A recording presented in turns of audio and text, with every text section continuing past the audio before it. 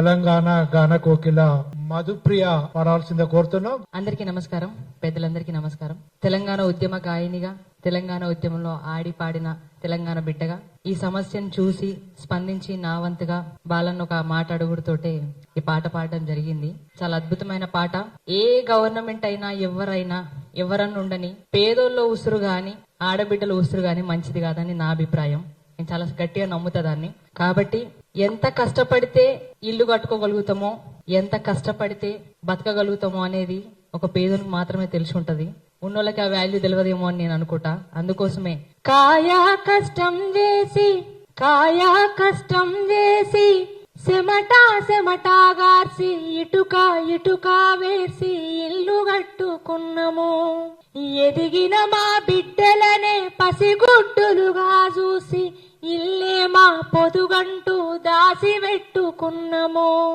ఈ రాబందుల ఆకలికి మా గోడు సెదిరే, నీకున్నది రా తల్లి బాధ చూడే. చివరిసారి ఇల్లును చూసుకుంటమే, ఇంత ఇషమన్నా ఇయ్యుర్రి చచ్చిపోతమే. ప్రతి ఒక్క బిడ్డ ఆడ పలికిన మాటలు ఇవి.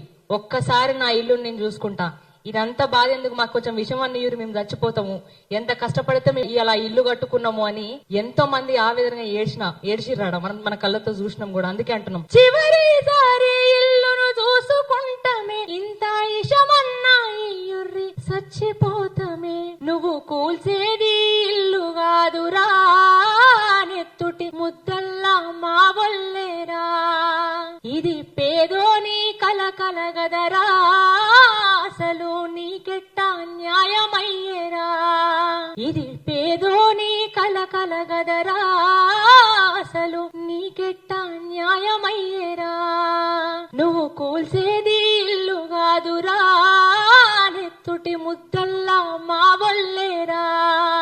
ఇది పేదోని కలగదరా, అసలు నీకెట్లా న్యాయమయ్యేరా.